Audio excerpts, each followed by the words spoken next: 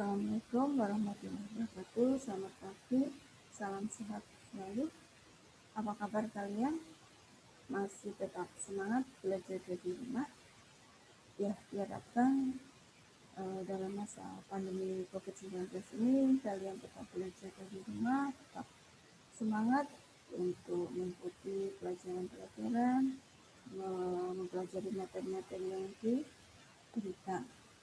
Kemudian jangan lupa terapkan pola hidup bersih, sehat, dan jaga jarak, selalu pakai masker apabila keluar dari rumah, kemudian tidak keluar rumah apabila tidak penting, dan tidak berkerumun dengan banyak orang.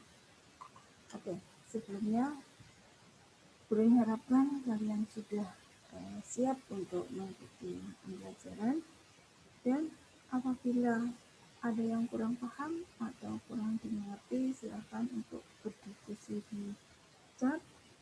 Kemudian akan kita bahas untuk materi-materi yang sekiranya kalian kurang memahami. Oke, pada kesempatan kali ini kita akan belajar mengenai mata pelajaran agribisnis pendidikan ternak unggas untuk KD 3.18, yaitu mengevaluasi mutu telur tetas, dan materinya yaitu memilih telur tetas. Untuk materi ini dan untuk materi-materi sebelumnya, untuk teknik penilaian yaitu dengan penilaian mengambil nilai untuk ulangan harian dan tugas. Sebelum mempelajari materi ini, kalian juga pun sudah mempelajari materi tentang pengumpulan telur tetas, penanganan telur tetas, dan kalian juga sudah paham telur tetas itu, yang dimaksud telur tetas itu apa. Oke, kita mulai dengan materi memilih telur tetas.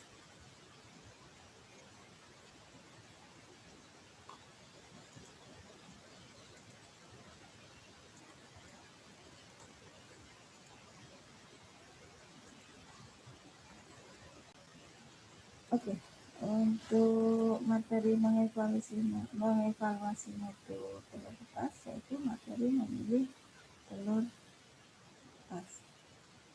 Kita ketahui bahwa telur tetas adalah telur yang dihasilkan dari pemberian ayam, di mana terdapat ayam jantan dan betina. Sehingga dalam tujuan materi ini, tujuan akhir mempelajari materi ini, yaitu kalian diharapkan mampu menyeleksi telur tetas. Kemudian tujuan khususnya diharapkan kalian memiliki kemampuan dalam memilih telur tetas, mempersiapkan peralatan untuk memilih telur tetas, mempersiapkan bahan untuk memilih telur tetas. Kita mulai dengan memilih telur tetas. Untuk tujuan akhir nanti akan mendapatkan telur tetas yang memiliki kualitas yang tinggi, karena telur tetas yang kita pilih nanti kita tepaskan, kemudian hasilnya akan menghasilkan anak unggas. Kemudian seleksi telur tetas merupakan syarat utama yang harus dilakukan sebelum melakukan penetasan. Dalam memilih telur tetas, ada beberapa faktor yang harus diperhatikan dalam seleksi telur tetas, yaitu berat atau bobot telur, bentuk telur, kemudian keadaan kulit telur, rongga udara, penyimpanan, dan induk unggas. Kita mulai dengan yang kriteria pertama, berat telur atau bobot telur. Karena bobot telur atau berat telur ini akan mempengaruhi dari anak ayam yang ditetaskan. Apabila bobotnya seragam, tentu saja anak ayam yang dihasilkan juga akan seragam, dan apabila tidak seragam, tidak serentak dalam menetas. Sehingga dalam menetaskan telur tidak boleh. Dalam mesin petas ada beberapa macam telur, tidak boleh dicampur, telur itik, telur puyuh maupun telur ayam. Kemudian berat dan besar telur tetas itu erat kaitannya dengan besar dan keserakaman anak unggas yang dihasilkan. Anak unggas yang besarnya normal dan seragam sangat diharapkan karena ini mudah dalam pemeliharaan sehingga akan menghasilkan hasil yang baik. Sementara berat telur tetas yang baik untuk ayam ras adalah 55-60 gram, kemudian untuk ayam kampung 45-50 gram. Kemudian kriteria yang kedua bentuk telur. Bentuk telur ini mencerminkan perbandingan antara putih telur dan kuning telur dan akan berpengaruh terhadap gaya atas. Berdasarkan beberapa percobaan maupun pengalaman bahwa telur yang terlalu bulat atau terlalu lonjong termasuk telur yang abnormal. Telur abnormal ini mengakibatkan posisi embrio menjadi abnormal dan apabila telur yang abnormal ditetaskan otomatis banyak yang tidak menetas atau memiliki diabetes yang rendah. Bentuk yang baik yaitu bentuk oval dengan ukuran lebar telur 3/4 kali panjang telur. Ada beberapa bentuk telur unggas yaitu bulat, lonjong, dan oval. Nah, yang oval ini yang akan menghasilkan telur tetas yang tinggi. Kemudian untuk mengetahui bentuk telur itu bulat, lonjong, atau oval dapat dilihat dari indeks telur, yaitu dengan rumus sumbu panjang telur perbandingan dari sumbu pendek dengan sumbu panjang telur dikalikan 100%. Jika hasilnya antara 72 sampai 74 termasuk bentuk oval. Apabila bulat lebih dari 74% dan apabila lonjong di bawah 72%. Kemudian kriteria yang ketiga yaitu keadaan kulit telur. Itu bisa dilihat dari kebersihan dan keutuhan. Telur yang retak dan kotor itu kemungkinan terkontaminasi oleh mikroorganisme yang dapat menyebabkan telur busuk, dan apabila telur itu dimasukkan ke dalam mesin petas karena ada mikroorganismenya, terkontaminasi dengan mikroorganisme biasanya akan meledak di dalam mesin petas. Kebersihan kulit telur dapat dilihat dari bagian luar perabang telur. Kemudian warna kulit telur juga dapat berpengaruh terhadap daya tetas telur. Apabila warna kulit telurnya terlalu lebih muda dari warna standar, itu menunjukkan perabang tipis, dan apabila ditetaskan ini akan menyebabkan anak unggas mudah telur mudah pecah dan DOD-nya kecil. Dan apabila warna kulit telurnya lebih gelap menunjukkan bahwa perabang telur tersebut tebal dan anak unggas susah dalam memecah perabang sehingga biasanya akan gagal dalam piping memecah perabang telur. Untuk tebal kulit telur yang normal yaitu 0,33 sampai 0,35 mm. Bisa kita lihat untuk contoh ini contoh warna dari ayam petelur yang normal 80 sampai 90. Apabila di bawah 80 berarti warnanya lebih terang, kulit telurnya lebih tipis, dan apabila berada di atas 90 warna kerapannya lebih gelap dan kulit kerapannya lebih tebal. Kemudian permukaan kerapang itu harus licin. Permukaan telur yang kasar biasanya menandakan proses penebalan bahan kerapang berupa zat kapur CaCO3 yang tidak merata. Apabila permukaan kerapangnya kasar, seringkali telur-telur tersebut tidak bisa menetas. Kemudian rongga udara telur. Telur yang mempunyai rongga udara lebar terlihat kurang baik apabila digunakan sebagai telur tetas. Karena rongga udara lebar dan dalam keadaan buram, kemungkinan telur tersebut sudah lama dalam penyimpanan.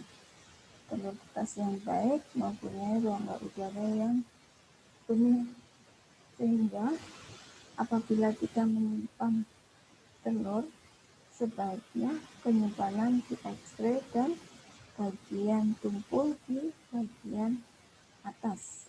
Karena rongga udara ini ada berada di bagian tumpul, sangat diperlukan untuk embrio dalam perkembangannya. Kemudian kriteria yang keenam yaitu induk unggas. Ini juga mempunyai faktor yang berpengaruh terhadap daya tetas dan fertilitas telur, yaitu rasio jantan dan betina, perbandingan antara jantan dan betina dalam pemeliharaan. Kemudian juga umur induk. Apa yang dimaksud dengan daya tetas dan fertilitas? Daya tetas adalah persentase telur yang menetas dari telur yang fertil, sedangkan fertilitas persentase telur yang menetas dari telur yang ditetaskan. Bisa dilihat di sini rasio jantan dan betina yang baik dari beberapa jenis unggas.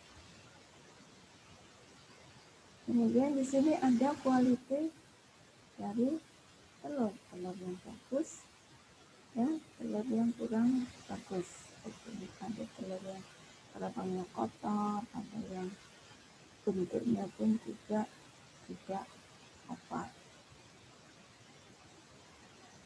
Kemudian untuk tugas kalian nanti ada tugas praktikum akan kita lakukan nanti bersama-sama. Yang pertama, mempersiapkan peralatan untuk memilih komoditas. Identifikasi peralatan yang digunakan ada timbangan, teropong telur, ekstender, jangka sarung, kemudian ada alat bantu lain yang digunakan, standar warna telur, ekstrak, kalkulator atau alat hitung, kemudian kertas. Kemudian ada alat keselamatan kerja, masker, sarung tangan, baju kerja, dan topi pelindung kepala. Kemudian di sini alat-alat untuk memilih batas, ada timbangan, kemudian candle atau teropong, dan jangka sorong. Kemudian ada alat bantu, standar warna, ekstrak, kalkulator, alat kesehatan ada, masker, dan sarung tangan. Kemudian penyiapan alat ini diperlukan agar kondisi siap pakai dan jumlahnya mencukupi. Contoh, telur yang akan kita tetaskan sejumlah 500 butir. Berapa ekstrak yang dibutuhkan? 1 ekstrak memuat 30, sehingga ekstrak yang diperlukan 500 dibagi 30. Kemudian gendernya cukup 1, contoh serum 1, standar warna 1, dan kalkulator pun cukup 1. Kemudian pengecekan fungsi alat ini perlu dilakukan. Untuk pengecekan fungsinya, apa alat tersebut sudah siap dipakai, fungsi dari masing-masing alat tersebut baru sudah siap untuk dipakai. Kemudian kita lanjutkan untuk bahaya kerja, karena exchanger itu sumbernya dari listrik, sehingga perlu hati-hati dalam pengoperasian. Kemudian untuk telurnya, telur yang mudah, telur tersebut itu mudah pecah atau rusak, sehingga hati-hati dalam penanganan telur. Kemudian ada jangka sorong, biasanya sudutnya runcing, ini juga harus hati-hati, bisa menyebabkan luka. Kemudian keterampilan yang diperlukan, keterampilan memilih telur kertas, mengambil telur dan alat bantu, menempatkan bahan dan lokasi, menyiapkan telur. Kemudian sikap kerja yang diperlukan, harus hati-hati dan taat asas dalam menyiapkan alat.